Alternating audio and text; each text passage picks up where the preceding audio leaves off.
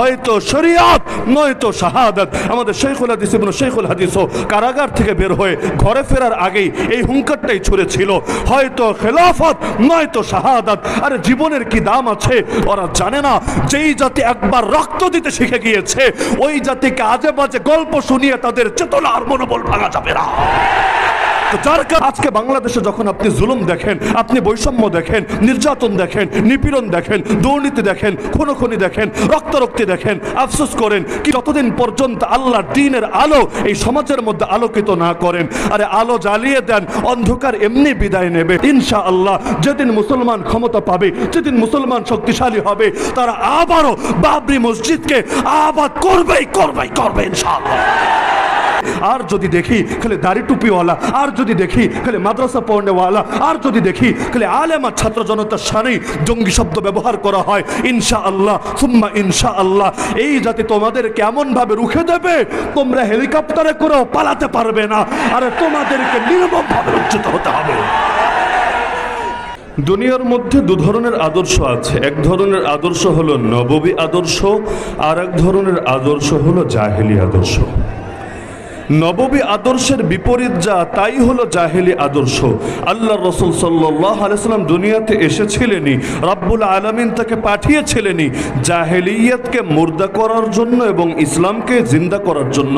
হুয়াল্লাযী আরসালা রাসূলাহু বিল হুদা ওয়া দীনিল হক। কোরআন বলে দিচ্ছে তিনি সেই আল্লাহ যিনি তার রাসূলকে পাঠিয়েছেন হেদায়েত দিয়ে এবং দ্বীন হক দিয়ে, লিইয়ুযহিরাহু আলা দ্বীনি কুল্লি, যাতে করে সেই রাসূল ইসলামকে, দ্বীনকে, দ্বীন হককে, খোদার শরীয়তকে বিজয়ী করেন বাকি সকল দ্বীনের উপরে। সেই দ্বীন কোন ধর্মের নামে হোক, সেই দ্বীন কোন মতবাদের নামে হোক, সেই দ্বীন জাহেলিয়াতের রূপে হোক, সেই দ্বীন যেমনই হোক না কেন, সকল জাহেলিয়াত হবে মুর্দা, আল্লাহর জমিন আল্লাহর দ্বীন হবে জিন্দা। এজন্য আল্লাহ থেকে প্রেরণ করেছেন। এই লক্ষ্য আল্লাহর রাসূল সেই মক্কার জীবনে পর্যন্ত, মদিনায় না শুধু মক্কার জীবনে পর্যন্ত এতটা স্পষ্ট রেখেছিলেন। যখন এই আবু জাহাল এবং তার অন্যান্য সাঙ্গপাঙ্গরা আল্লাহ রসুলের চাচা আবু তালেবকে এসে বুঝিয়েছিল, তোমার ভাতিজাকে থামতে বলো, বিনিময়ে সে যা চায় তাই আমরা দেব। নারী চাইলে আরবের সবচাইতে সুন্দরী নারী এনে দেব। আরে সে যদি সম্পদ চায় সম্পদের পাহাড় বানিয়ে দেব। যদি ক্ষমতা চায় তাও বলে ফেলুক, তাকে দারুন নদওয়া নামক পার্লামেন্টের মেম্বার বানিয়ে নেব। আর যদি জিনে ধরে সেটাও বলুক, আমরা সবচাইতে ভালো কবিরাজ ডেকে এনে চিকিৎসা করাবো। নাউযুবিল্লাহি মিন যালিক। আল্লাহর রাসূল তাদের এ সকল কথার পরিপ্রেক্ষিতে বলেছিলেন, ফাওয়াল্লাহ, আল্লাহর কসম করে বলছি, লাউ ওয়াদাউ শামসা ফি ইয়ামিনি ওয়াল কামারা ফি ইয়াসারি আলা আন আতরুকা হাযাল আমরা মা তারাকতুহু হাত্তা ইউযহিরাহুল্লাহ ওয়া আহলিকা দুনাহু। আরে কিসের লোভ দেখাও, কিসের স্বপ্ন দেখাও?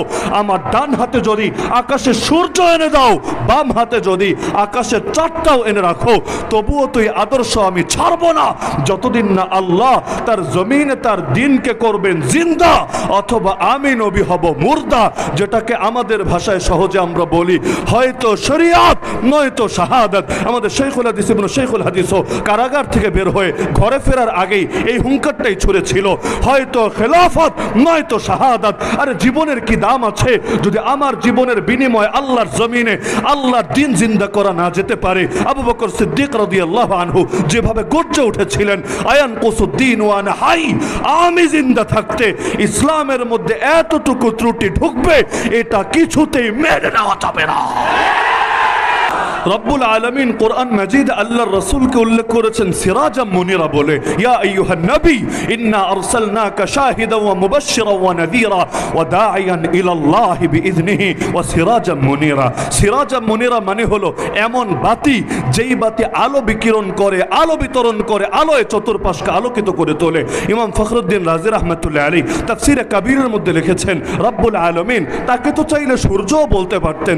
সূর্যের আলো বাতি আর প্রদীপের আলোর চাইতে বহুগুণ বেশি, কিন্তু রব তাকে সূর্য না বলে, চন্দ্র না বলে, তাকে বাতি বলে কেন উল্লেখ করলেন? তাও এমন বাতি যে শুধু আলো ধারণকারী না বরং আলো বিতরণকারী। তিনি এর কারণ বলেছেন, সূর্যের আলো অনেক বেশি, সন্দেহ নাই, কিন্তু সূর্যের আলো থেকে আমরা পৃথিবীর মধ্যে বাতি জ্বালাতে পারি না, আর ওই জামানায় এটা কল্পনাও করা যেত না।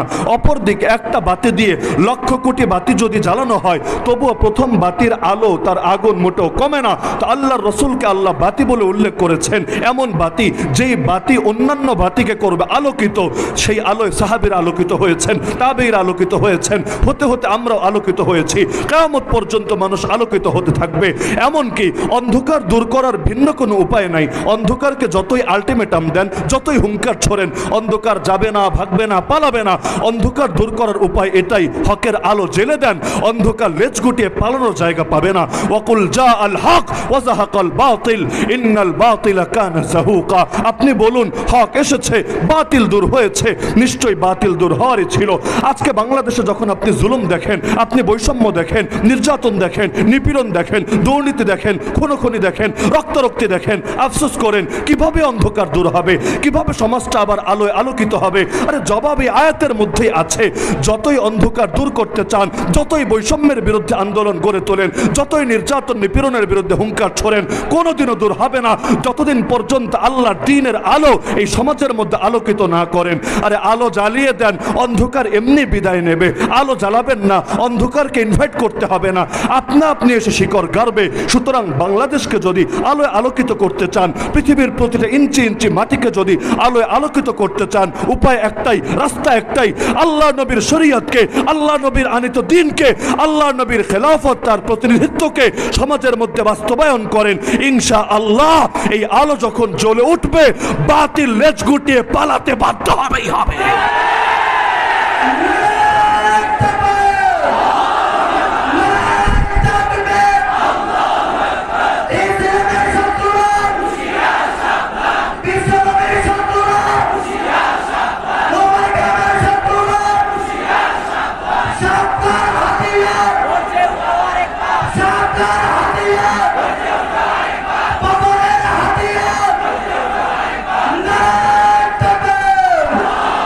ইসলামের প্রথম কাফেলা যখন হিজরত করে গিয়েছিল হাবাসায়, নাজাশির দেশ তথা ইথিওপিয়ায়, যাওয়ার পরে পেছনে পেছনে মক্কার কুরাইশও তাদের একদল নেতাকে, প্রতিনিধিকে পাঠিয়ে দিল, যাও এদেরকে ফিরিয়ে আনো দেশে।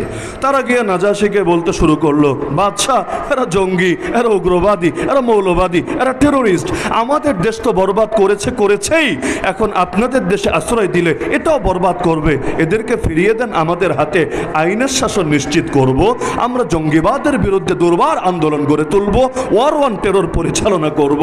তারা ভেবেছে নাজাশিকে বললে নাজাশির মন তো গলেই যাবে, কিন্তু তারা জানে না রূপকথা শুনিয়ে আর কল্পকাহিনী বলেই সবসময় সবাইকে গিলানো যায় না। আরে দেশ স্বাধীন হয়েছে তাতে কি, গতকাল পর্যন্ত দেখা গেল যে নতুন করে আবার সেই জঙ্গি নাটকের সূচনা করেছিল, দুইজনকে ধরে দাবি করেছে আবার দুইজন জঙ্গি পাওয়া গিয়েছে। আর ইসলাম বিদ্বেষীরা খুশি, আরে এতদিন তো তোমরা বলেছো জঙ্গি নাটক এটা ভুয়া, এটা সরকার পরিচালিত করে ইন্ডিয়া এবং বিভিন্ন দেশের দৃষ্টি আকর্ষণের জন্য, এখন তো প্রমাণিত হয়ে গেল এগুলো ভুয়া না, এগুলো আসলেই, কারণ এখন তো আর মিথ্যা বলবে না, ঠিকই তো বলছে, জঙ্গি গ্রেফতার হয়েছে। কিন্তু পাগল জানে না এই জাতি সচেতন হয়ে গিয়েছে, ওরা জানে না যেই জাতি একবার রক্ত দিতে শিখে গিয়েছে ওই জাতিকে আজে বাজে গল্প শুনিয়ে তাদের চেতনা আর মনোবল ভাঙা যাবে না। যার কারণে গোটা জাতি যখন গর্জে উঠেছে, আরে কিসের জঙ্গি নাটক দেখাচ্ছ, আমাদেরকে প্রমাণ দিতে হবে। আর স্বাধীন বাংলায় এই আমেরিকার শেখানো বুলি, ওয়ার ওয়ান টেরর, জঙ্গিবাদের কেচ্ছা চলবে না। আজকে দিনটা শুরু হতে না হতে বলল থুক্কু, সরি আমাদের ভুল হয়েছে, আসলে শব্দটা হবে নাশকতাকারী, মিস্টেক বশত জঙ্গি শব্দ কোনো পত্রিকায় লেখা হয়ে গিয়েছে। তার মানে জাতি যদি জেগে ওঠে তখন তাদেরকে বিভিন্ন আজে বাজে গল্প শুনিয়ে ঘুম পাড়িয়ে রাখা যায় না। তো নাজাশিকে বলল ফিরিয়ে দেন না আমাদের কাছে। এখন নাজাশি বললেন তোমাদের একপাক্ষিক কথা শুনে আমি বিচার করতে পারি না, ওদেরকে ডাকার হলো। সেখানে জাফর তাইয়ার রাদিয়াল্লাহু তাআলা আনহু তার সামনে গিয়ে ছোট্ট একটা ভাষণ দিলেন। এই জাফর সেই জাফর, আল্লাহ রাসূল সাল্লাল্লাহু আলাইহি ওয়াসাল্লাম এক জিহাদে যাকে নেতা বানিয়েছিলেন, সেনাপতি বানিয়েছিলেন, সেই জিহাদের মধ্যে ডান হাত দিয়ে ঝান্ডা ধরে রেখেছিলেন। এক কাফের এসে তরবারি দিয়ে আঘাত করে ডান হাতটা কেটে ফেলেছিল। আরে হাত গেছে তাতে কি, কালেমার ঝান্ডা জমিনে পড়বে, এটা কি মুসলমান মেনে নিতে পারে? বাম হাত দিয়ে ধরে নিয়েছে ঝান্ডা। এবার জালেম এসে বাম হাতেও আঘাত করেছে, বাম হাতটাও কেটে গিয়েছে, তাতে কি, বাহু দিয়ে আগলে রেখেছে। আর অবশেষে যখন চূড়ান্ত আঘাত হয়েছে, আল্লাহর বান্দা জান কোরবান করেছে, কিন্তু শেষ মুহূর্ত পর্যন্ত চেষ্টা চালিয়েছে, নিজের যত কষ্ট হোক যে কোনো মূল্যে কালেমার পতাকা, ইসলামের পতাকা, আল্লাহ নবীর দেওয়া ঝান্ডা সমুন্নত রাখবেই রাখবে। এই সংবাদ দুনিয়ার কেউ দেওয়া লাগলো না, জিবরিল আমিন এসে আল্লাহ রসুল সাল্লাল্লাহু আলাইহি ওয়াসাল্লামকে দিয়ে দিলেন। আল্লাহ রসুল মদিনার সাহাবীদেরকে মদিনার মসজিদে একত্রিত করে সংবাদ শোনালেন। তার চোখ থেকে পানি ঝরছিল। নবী বললেন, আরে আমার জাফর আল্লাহর জন্য দুইটা হাত কোরবান করেছে, বিনিময়ে আমার আল্লাহ জাফরকে জান্নাতের মধ্যে দুইটা ডানা দিয়েছে। আমি দেখেছি আমার জাফর সেই ডানা মেলে জান্নাতে উড়ে বেড়াচ্ছে। এজন্য নামের অংশই হয়ে গিয়েছে তৈয়ার। তৈয়ার মানে যিনি উড়ে বেড়ান। তো জাফর তৈয়ার রাদিয়াল্লাহু আনহু বাদশার সামনে গিয়ে বললেন, আইয়ুহাল মালিক, হে বাদশা, কুন্না কওমান আহলা জাহিলিয়া, আমরা ছিলাম সেই জাতি যারা ছিলাম জাহেলিয়াতের ধ্বজাধারী, জাহেলিয়াতে লিপ্ত। নাবুদুল আসনাম, আমরা মূর্তির পূজা করতাম। আরব জাতি বহু রকম মূর্তির পূজা করত, কখনো পাথরের মূর্তির, কখনো মাটির মূর্তির, এমনকি ইতিহাস বলে কখনো খেজুরের তৈরি মূর্তি বানাতো খেজুর দিয়ে, ক্ষুধা লাগলে আবার সেটাকে খেয়ে ফেলতো আচ্ছা রকম করে, আবার প্রয়োজন পড়লে বানিয়ে নিত খেজুর দিয়ে। আমাদের দেশে যেমন আইন যখন মনে চায় নিজেরা বানিয়ে নেয়, এই আইন দিয়ে হুজুর দমানো যাবে, এই আইন দিয়ে ইসলামপন্থীদেরকে বরবাদ করা যাবে। আবার যখন আইন গিয়ে নিজের দলের কারো গায়ে পড়ে, আস্তে করে আইনটারে গিলে খেয়ে নতুন আইন আবার প্রসব করে। তো নাবুদুল আসনাম, আমরা মূর্তি পূজা করতাম। ওয়ানাকুলুল মাইতা, মৃত প্রাণীর গোশত ভক্ষণ করতাম। ওয়ানাতিল ফাওয়াহিশ, আমরা অশ্লীল কাজে লিপ্ত হতাম। ওয়ানাকতাউল আরহাম, আমরা আত্মীয়তার বন্ধন ছিন্ন করতাম। ওয়ানুসিউল জিওয়ার, আমরা প্রতিবেশিত্বের ব্যাপারে খারাপ মন্দ আচরণ করতাম। শুধু তাই না, ওয়ায়াকুলুল কাওয়িয়্যু মিন্না আদ-দাঈফ, আমাদের মধ্যে যারা শক্তিশালী তারা দুর্বলদেরকে খেয়ে ফেলতো। পুরোই বাঙালি জাতির মতো অবস্থা আর কি, মাছে ভাতে বাঙালি, বড় মাছ খেয়ে নেয় ছোট মাছকে। যে যত শক্তিশালী হয় দুর্বলের উপর এসে বল খাটিয়ে নিজের বীরত্ব জাহির করে। এই দেশের মধ্যে দেখবেন যতদিন দুর্বল, হায় রে দেশপ্রেম, হায় রে মুক্তিযুদ্ধের চেতনা, হায় রে স্বজন হারানোর বেদনা, ডায়লগ আর ডায়লগের শেষ নাই। কিন্তু যেই মাত্র ক্ষমতার গদিতে এসে বসে তখন আর ডায়লগ মনে থাকে না, বুলি মনে থাকে না। আর সবচাইতে বড় আফসোস লাগে, আরে হাতি হয়ে লাগতে আসে পিঁপড়ার লগে, অস্ত্র আছে, বাহিনী আছে, দলীয় গুন্ডা আছে, সব আছে, আর এসে আলেম ওলামার সঙ্গে টক্কর লাগিয়ে নিজেদের বীরত্ব জাহির করার চেষ্টা করে। পাগলরা ভাবে এই হুজুরদেরকে জেলে ভরে রাখলেই মনে হয় আগামী বাংলাদেশে শান্তিতে দেশ পরিচালনা করা যাবে। কিন্তু আমার দিল সাক্ষ্য দেয়, আমার কাছে দলিল নাই, আমার দিল সাক্ষ্য দেয় 2001-এ যে হলুদ কার্ড খেয়েছে আর 2024-এ এসে যে লাল কার্ড খেয়ে পালাতে বাধ্য হয়েছে, আমার দিল সাক্ষ্য দেয় ওলামায়ে উম্মতের শানে বেয়াদবি করার কারণেই ফল হয়েছে। 2000 আর 1999-তে শাইখুল হাদিস সাহেব, মুফতি আমিন সাহেব রহমতুল্লাহ আলাইহি, ওনাদের সাথে যে বেয়াদবি করেছে, এর কারণে রব প্রথমে হলুদ কার্ড দেখিয়ে বুঝিয়েছে এখনো সময় আছে, মাথা ঠান্ডা কর, এখনো সময় আছে, ভণ্ডামি আর বেয়াদবি ছাড়। কিন্তু হলুদ কার্ডে কাজ হয় নাই, আবার বেয়াদবি শুরু করেছে। 21 সালে এসে 1400 জনের বেশি একসঙ্গে নিয়ে জেলে ভরেছে।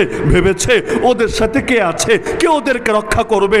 আল্লাহর কসম, যেই 1 বছর কাশিমপুরে ছিলাম, আরে গভীর রাতে যখন এই মুরব্বী আলেমদেরকে বলতে শুনতাম, কখনো 3টা, কখনো 3:30, কখনো 4টা, হঠাৎ করে চিৎকার শুনতাম, তাহাজ্জুদ শেষে মোনাজাতে বসে বলছে আল্লাহ। আরে এমন একটা গভীর আওয়াজ বের হতো, দিল সাক্ষ্য দিত এই বদদুয়া যার গায়ে লেগেছে, আরে ওর পতন হবেই হবে।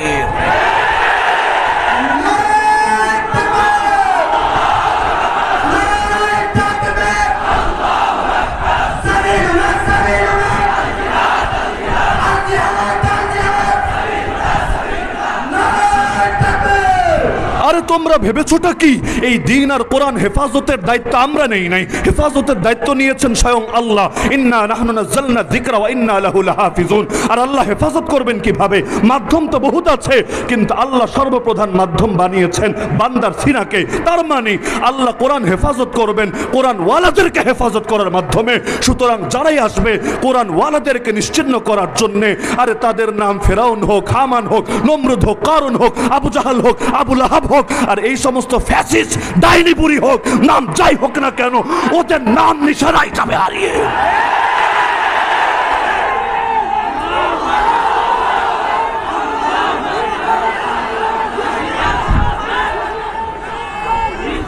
তো জাফর রাদিয়াল্লাহু আনহু বলেন, ফাকুন্না আলা যালিক, আমরা এভাবে জাহেলিয়াতের উপর ছিলাম, হাত্তা বাআসাল্লাহু রাসূলাম মিন্না, এমত অবস্থায় আল্লাহ আমাদের ভেতর থেকে একজনকে রাসূল বানিয়ে পাঠালেন। ফাদাআনা ইলাল্লাহি আযজা ওয়া জাল, তিনি আমাদেরকে মহামহিম আল্লাহর দিকে দাওয়াত দিলেন। লিনওয়াহিদাহু ওয়া না'বুদা, যেন তার একত্ববাদের ঘোষণা দেই, যেন একমাত্র তারই ইবাদত করি। ওয়া নাখলা মা কুন্না না'বুদু নাহনু ওয়া আবাউনা মিন দুনিল্লাহি মিনাল হিজারাতি ওয়াল আওসান, সে আল্লাহকে বাদ দিয়ে যত পাথর অথবা যত প্রতিমার পূজা করতাম এই সব কিছু যেন পরিহার করি। ওয়া আমারানা, তিনি আদেশ করেছেন বিসিদকিল হাদিস, যেন সত্য বলি। ওয়া আদাইল আমানা, আমানত আদায় করি। ওয়াসিলাতির রাহিম, আত্মীয়তার বন্ধন রক্ষা করি। ওয়া হুসনিল জিওয়ার, প্রতিবেশীত্বের সঙ্গে উত্তম আচরণ করি।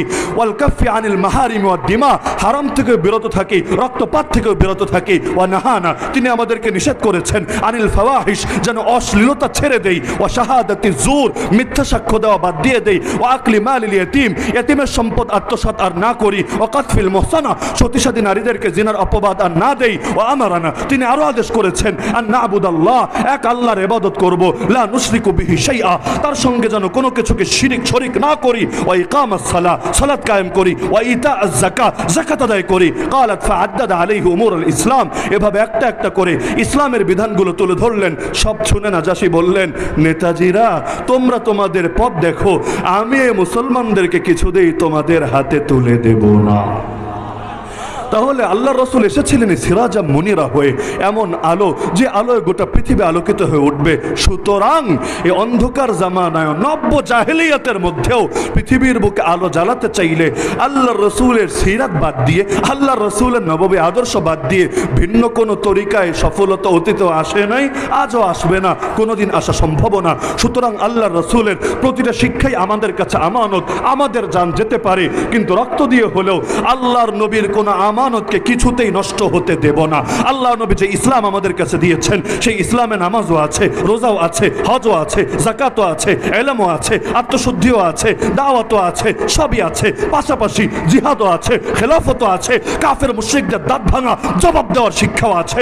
সুতরাং এই পুরো কোরআনই তো আমানত, নবীর পুরো আদর্শই তো আমানত। তো এখন নামাজের কথা বললে ভালো বলবা, রোজার কথা বললে ভালো বলবা, ইলমের দাওয়াত দিলে ভালো বলবা, আর আত্মশুদ্ধির কথা বললে ভালো বলবা, আর জিহাদের কথা বললে জঙ্গি বলবা, খেলাফতের কথা বললে উগ্রবাদী বলবা। আল্লাহর কসম, তোদের চোখে যদি জিহাদ উগ্রবাদ হয়, তোদের চোখে যদি খেলাফত সাম্প্রদায়িকতা হয়, তোদের চোখে যদি আল্লাহ নবীর আদর্শ টেররিজম হয়, আল্লাহর কসম, আল্লাহর কসম, আল্লাহর কসম, তোদের সব গালি মাথা পেতে নিতে রাজি আছি। যেই গালি মনে চায় সেই গালি দে, কিন্তু আমরা কোনো কিছুর বিনিময়ে নবীর কোনো আদর্শ ছাড়তে রাজি না।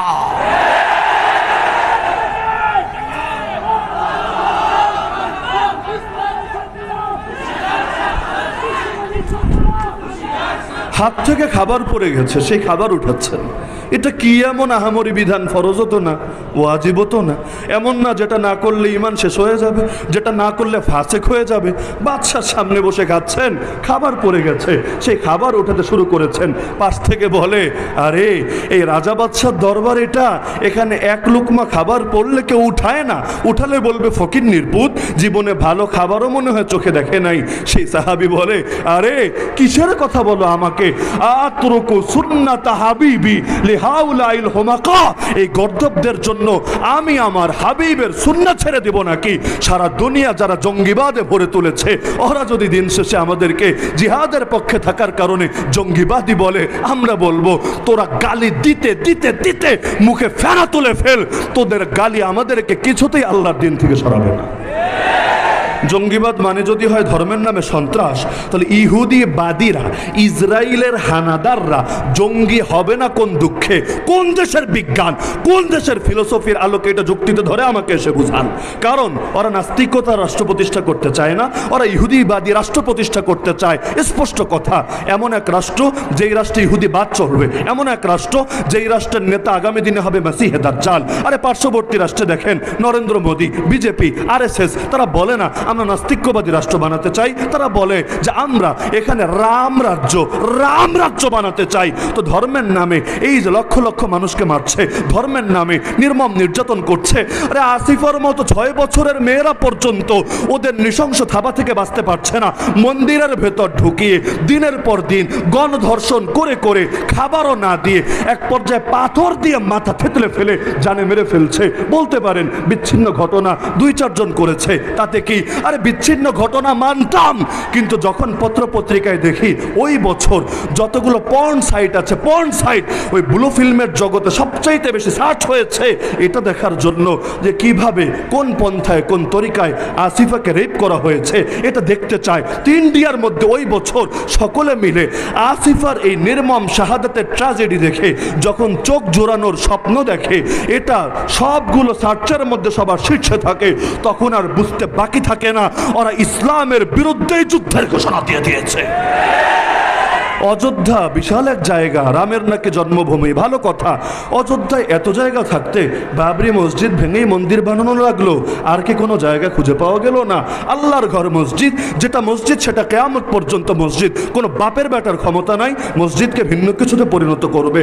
আল্লাহর রসুলের জামানায় কাবাতুল্লাহ বাইতুল্লাহর মধ্যেও তো 360টা মূর্তি ঢুকানো হয়েছে, কিন্তু 360 মূর্তি ঢুকেছে বলে তা মসজিদ থেকে মন্দির হয়ে যায় নাই, গির্জা হয়ে যায় নাই, প্যাগোডা হয়ে যায় নাই। যা মসজিদ তা মসজিদই থাকবে। যার কারণে আল্লাহ নবী মক্কা বিজয়ের পর একটা মূর্তিও বাকি রাখেন নাই, মূর্তিও বিদায় করেছেন, ভাস্কর্যগুলো বিদায় করেছেন। সেখানে দেয়ালে দেয়ালে যে চিত্র আঁকা ছিল সেগুলোকে প্রলেপ দিয়ে মুছে দিয়েছেন। তার মানে কি? যে মসজিদ মসজিদই থাকবে, হাজার মূর্তি ঢুকালেও মন্দির হবে না। তো যা বাবরি মসজিদ ছিল কিয়ামত পর্যন্ত তো মসজিদই থাকবে। আরে বিল্ডিং একটা না 10টাও যদি ভাঙো, মূর্তি একটা না 1,00,000টাও যদি ঢুকাও, তবুও কোনোদিন মুসলমান এটাকে মসজিদ ছাড়া ভিন্ন কোনো কিছু কল্পনা করবে না। আজকে দুর্বল তাই মুসলমান কিছু করতে পারছে না, সর্বোচ্চ প্রতিবাদ করছে, কিন্তু এ কথা বলতে কোনো ভয় নাই, কোনো দ্বিধা নাই, কোনো সংকোচ নাই, কোনো লজ্জা নাই, কোনো বাতিলের মুখের দিকে তাকিয়ে কোনো কার্পণ্য নাই। ইনশাআল্লাহ যেদিন মুসলমান ক্ষমতা পাবে, যেদিন মুসলমান শক্তিশালী হবে, তারা আবারও বাবরি মসজিদকে আবাদ করবেই ইনশাআল্লাহ। তাহলে এই যে আল্লাহর ঘর ভেঙে মন্দির বানালো, ধর্মের নামে ধর্মের চেতনা লাগিয়ে তো করলো, ওদেরকে জঙ্গিবাদী কেন বলা হবে না আমাকে বলেন? এমনকি আমি আজকে লক্ষ জনতার সামনে বার্তা দিতে চাই, আগামী বাংলাদেশেও জঙ্গি শব্দের যাচ্ছে তাই ব্যবহারের সুযোগ নাই। যদি জঙ্গি শব্দ ব্যবহার করতেই চাও, সব সাংবাদিক, সব সাংঘাতিককেও বলছি, সাংবাদিকরা টানছে কেন এখানে? কারণ গ্রেফতার করতে দেরি, ওদের পত্রিকায় গালি মারতে দেরি না। কে জঙ্গি কে সন্ত্রাসী এটা বিচার করার দায়িত্ব যদি সাংবাদিকের হয়, আদালতের কাজকে আমাকে বোঝান। এই যে আলেম একজন গ্রেফতার করে বুকের মধ্যে একটা লাগিয়ে দিবে জঙ্গি, সামনে কয়টা কিতাব রাখবে, কি কিতাব? এর মধ্যে ফাজাইলে আমলও দেখবেন, এর মধ্যে আল্লাহ রসুলের জীবনীও দেখবেন, এর মধ্যে এসওয়ারবি শিখিও দেখবেন, রেখে লিখবে জিহাদি বই, জঙ্গি বই। বাহ! আর এই যে পুলিশ তুমি ধরেই ট্রায়াল করলা, বিচার করার দায়িত্ব তো ভাই তুমি পুলিশের না। যদি পুলিশে বিচার করে, আদালতের দায়িত্ব কি? গ্রেফতার করার পর 24 ঘন্টার ভেতর ম্যাজিস্ট্রেটের সামনে হাজিরের প্রয়োজন কি? তোমার কাজ শুধু অভিযোগ দায়ের করা। অভিযোগ ভিন্ন জিনিস আর ট্যাগ লাগিয়ে দেওয়া ভিন্ন জিনিস। এই এক জঙ্গি ট্যাগের কারণে কত আলেমের কত ক্ষতি হয়েছে, এক জঙ্গি ট্যাগের কারণে কত ছাত্রের শিক্ষা জীবনটাই বরবাদ হয়ে গেছে, এক জঙ্গি ট্যাগের কারণে এই বাংলার বুকে হাজার হাজার সাধারণ যুবক জনতার গোটা জীবনটাই তছনছ হয়ে গিয়েছে। তাহলে এখন ধরবা আর ধরেই জঙ্গি লাগিয়ে দিবা। আর এটা যদি আদালত অবমাননা না হয়, আদালত অবমাননা কাকে বলে? আমরা তো ধরেই কাউরে চোর বলতে পারি না, ডাকাত বলতে পারি না, সর্বোচ্চ অভিযুক্ত বলতে পারি, অপরাধী বলতে পারি না। কে অপরাধী আর কে অপরাধী না বিচার করার দায়িত্ব হলো আদালতের, বিচার করার দায়িত্ব হলো বিচারকের। অন্য কেউ যদি বিচারক সাজে, সে আদালত অবমাননার ও দায়ে দায়ী হবে। তাহলে এই যে আলেম ওলামারে জেল খাটানো হলো, এখন আদালত অনেককে বেকসুর খালাস দিয়ে দিচ্ছে। মামলার যখন আবেদন করছে চার্জ গঠনের জন্য, ওই সময় ডিসচার্জ তাদেরকে করে দিচ্ছে। তার মানে আদালত বলছে নিরপরাধ। তো তোমরা যে 100 পত্রিকায় রিপোর্ট করলা, তোমরা যে 200 সাংবাদিক মিলে টেলিভিশনে তার ইজ্জত খেলা, এটার কি হবে? আরে ভাই, এমন কাজ করার কি দরকার যেটার জন্য 2 দিন পর লজ্জিত হতে হবে? 2 দিন আগে মামুনুল হক নিয়ে ট্রায়াল ট্রায়াল ট্রায়াল, কত গালি, কত কথা, এমনকি নামটা পর্যন্ত শ্রদ্ধার সাথে পত্রিকা পত্রিকায় নিত না। আজকে যখন মাইক একটা হাতে নিয়ে, ক্যামেরাগুলো পিছনে নিয়ে ঘন্টার পর ঘন্টা একটা বাক্য শোনার জন্য দাঁড়িয়ে থাকো, তখন লজ্জা লাগে না? তখন বিবেকে বাঁধে না?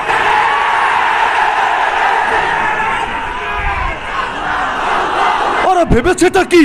আরে বাংলাই তো বলে এই দিন দিন নয়, আরো দিন আছে। আজকে ইসলামপন্থীরা দুর্বল, তাতে কি? আল্লাহর রাসূলকেও তো মক্কায় দুর্বল করে রাখা হয়েছিল। কোরআনে আছে ওয়াজকুরু ইয আনতুম কালিলুম মুস্তাদাফুনা ফিল আরদ। মুসলমানরা স্মরণ করো এই দিনের কথা যখন তোমরা সংখ্যায় কম ছিলা, পৃথিবীতেও দুর্বল ছিলা। তাখাফুন, তোমাদের সর্বদা ভয় হতো আইয়াতাখাত্তাফুকুমুন নাস, মানুষ তোমাদেরকে বুঝি ছো মেরে নিয়ে যাবে। কখন এসে কালো একটা মাইক্রো থামবে, কখন এসে সাদা একটা হাইয়েস থামবে, এসে রাস্তা থেকে খপ করে ঢুকিয়ে নিয়ে যাবে। নিয়ে 5 দিন খবর নাই, 10 দিন খবর নাই, 6 মাস খবর নাই, তারপর বাসায় একটা ঢুকিয়ে বলবে জঙ্গি পাওয়া গিয়েছে। বাহ বাহ, কি আজীব এক তামাশা। তাহলে এই বাংলার জমিনে আগামীতে যদি জঙ্গি শব্দ ব্যবহার করার এসকো জাগে, খাহেশ জাগে, আমি লক্ষ জনতার সামনে ঘোষণা দিচ্ছি, তোমাদেরকে এই লাইনেও সততার পরিচয় দিতে হবে। সততা মানে কি? যদি বলো ধর্মের নামে, আদর্শের নামে সন্ত্রাস করলে সেটাকে জঙ্গিবাদ বলে, তাহলে নাস্তিক যে কয়টা আছে, নাস্তিক্যবাদের নামে যারা সন্ত্রাস করে, যারা গালিগালাজ করে, যারা আমার প্রিয় নবীকে নিয়ে কটূক্তি করে, আর এমনকি যারা ভিন্ন ধর্মের লোক, ধর্মের নাম আমি টানতে চাচ্ছি না, ওরা যত রাহাজানি করে, ওরা যত অগ্নি সন্ত্রাস করে, ওরা যত খুনোখুনি করে, এগুলোকেও জঙ্গিবাদ বলে চালাতে হবে। ওদেরকে গ্রেফতার করেও জঙ্গি নামে আখ্যায়িত করতে হবে। আর যদি দেখি খালি দাড়ি টুপিওয়ালা, আর যদি দেখি খালি মাদ্রাসা পড়নেওয়ালা, আর যদি দেখি খালি আলেমা ছাত্র জনতার সামনে জঙ্গি শব্দ ব্যবহার করা হয়, ইনশাআল্লাহ সুম্মা ইনশাআল্লাহ এই জাতি তোমাদের কেমন ভাবে রুখে দেবে, তোমরা হেলিকপ্টারে করেও পালাতে পারবে না। আরে তোমাদেরকে নির্মমভাবে রক্ষিত হতে হবে। তাহলে আল্লাহর রাসূল সাল্লাল্লাহু আলাইহি ওয়াসাল্লাম আমাদেরকে এক আদর্শ দিয়ে গিয়েছেন। আমাদের কাজ জাস্ট নবীর আদর্শ হুবহু অনুসরণ করা, যুক্তির পেছনে, অন্ধত্বের পেছনে না ছোটা। যুক্তির পেছনে তো ইবলিস ছুটেছিল। আল্লাহ বললেন সেজদা দে, ইবলিস বলল সেজদা দিব না। কেন দিবি না? আনা খায়রুম মিন, আমি হলাম উত্তম, নবী হলো অধম। বাহ, সাহসটা কত বড়! আমি হলাম উত্তম, নবী হলো অধম। কেন? খালাকতানি মিন নার ওয়া খালাকতাহু মিন তিন, আমাকে সৃষ্টি করেছো আগুন থেকে, তাকে সৃষ্টি করেছো মাটি থেকে। আজকের যুগে কিছু মানুষ মাদ্রাসায় পড়ে নাই, জেনারেল লাইনে পড়েছে, মাওলানা মুফতি হতে পারে নাই, বড় ডক্টর, বড় বুদ্ধিজীবী, বড় কিছু হয়ে গিয়েছে। এখন যদি বলা হয় আলেমের পরামর্শ শোনো, বলে আলেম দিয়ে কি হবে? নাহনু খায়রুম মিনহুম, আমরা তাদের চাইতে উত্তম। ওদের সুরে আর ইবলিসের সুরে কি পার্থক্য থাকে? যত বড় বিদ্বান হও, যত বড় শিক্ষিত হও, যত বড় জ্ঞানী গুণী হও, আরে আলেম তথা নবীর ওয়ারিসদের থেকে কোরআন সুন্নাহর আলোকে যদি তুমি সিদ্ধান্ত গ্রহণ না করো, পরামর্শ গ্রহণ না করো, তুমি ব্যর্থ হবাই হবা, ব্যর্থ হবাই হবা। কারণ রহমত আল্লাহর হাতে, বরকত আল্লাহর হাতে, নুসরাত আল্লাহর হাতে, শান্তি আল্লাহর হাতে, মুক্তি আল্লাহর হাতে, হায়াত আল্লাহর হাতে, মৌত আল্লাহর হাতে। সবই যখন আল্লাহর হাতে, বাতিলের দালালিতে জীবন চলবে কোন দুঃখে? আমেরিকার হাতে শান্তি নাই, জাতিসংঘের হাতে বরকত নাই, চীনের হাতে মুক্তি নাই, ইন্ডিয়ার হাতে কোনো কিছু নাই। সব কিছু আছে একজনের হাতে, নাম তার আল্লাহ। আর সেই আল্লাহকে নারাজ করে কেউ কখনো ভালো থাকতে পারে না, আর সেই আল্লাহকে রাজি করে কেউ কখনো খারাপ থাকে না। হ্যাঁ, বলবেন আল্লাহকে নারাজ করে কতজন ভালো থাকে, কতজন কত সুখে শান্তিতে থাকে? হ্যাঁ থাকে। আল্লাহ যখন সাময়িক ঢিল দিয়ে থাকে, যখন আল্লাহ ধরে ইঁদুরের গর্তে গিয়েও পালানোর জায়গা খুঁজে পায় না। দেখেন না, দেশের বর্ডার ক্রস করে আরেক দেশের মধ্যে ঢুকে কলাপাতায় আরামে শুয়ে থেকেও নিস্তার হয় না, পাবলিক সেখান থেকে এনে পর্যন্ত এমন মারা মারে, জনমের তরে জিনিসপাতি নাকি পর্যন্ত ফাটিয়ে ছাড়ে। তাহলে এটা আবার কেমন ভালো থাকা, এটা আবার কেমন ইজ্জত থাকা? আমরা জেলে থেকেছি, কষ্ট করেছি, কত সত্য। কেউ 3 বছর থেকেছেন, কেউ 10 বছর থেকেছেন, কেউ লাশ হয়ে বের হয়েছেন, কেউ নিজের হাঁটুক না এমনভাবে অবস্থা হয়েছে আর কখনো হয়তো ঠিকভাবে হাঁটতেও পারবেন না, কারো কোমর এমনভাবে শেষ হয়েছে, আর হয়তো কোনোদিন সুস্থ হবেন না, কিন্তু আল্লাহ যে ইজ্জত তাদেরকে দিয়েছেন, যে সম্মান তাদেরকে দিয়েছেন, ক্ষমতায় নাই তাও তাদেরকে দেখার জন্য মানুষ মুখিয়ে থাকে। আরে তোমরা শাহবাগে বিরিয়ানি বিতরণ করো, কয়জন লোক পাও? আজকের ধোপখোলা মাঠের চিত্র দেখো, তাওহীদি জনতা এই রোদের মধ্যে, গরমের মধ্যে বসার জায়গা পাচ্ছে না, তারপরও মানুষকে জায়গা দেওয়া যাচ্ছে না। কি বুঝলা? এই দেশ ইসলামের, এই দেশ কোরআনের, এই মাটির পরতে পরতে ইসলাম মিশে আছে। জুলুম করে, হামলা করে, মামলা দিয়ে তোমরা এই জমিন থেকে কখনোই ইসলামকে নিশ্চিহ্ন করতে পারবে না।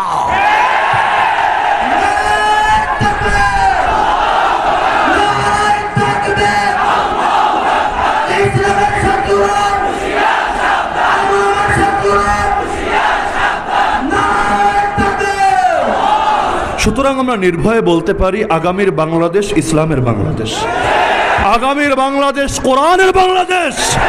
ইসলামের হেফাজতের দায়িত্ব নিয়েছেন আল্লাহ। এত জুলুমের পরও যখন ইসলামের কিছু করা যায় নাই, আগামী দিনেও ইনশাআল্লাহ কিছুই করা যাবে না। আমাদের প্রয়োজন সদা সর্বদা হকের পক্ষে থাকা, ইসলামের পক্ষে থাকা, দিন শরিয়াত এবং কোরআনের পক্ষে থাকা।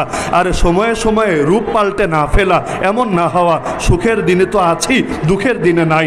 হক আর বাতিলের মধ্যে নিরপেক্ষতা চলে না, হয়তো হকের পক্ষে, না হলে বাতিলের পক্ষে। মাঝামাঝি হতে যায়ও না, ঘোরাও না, গাধাও না, এটা আবার কোন হালুয়া। তো মাঝামাঝি হতে যেও না। কিছু লোক এখন নতুন করে এসে, এটা বলে আমি আলোচনার ইতি টানছি, হযরত চলে এসেছেন, কিছু লোক এখন নতুন করে এসে ধর্মনিরপেক্ষতার স্লোগান উচ্চকিত করতে শুরু করেছে।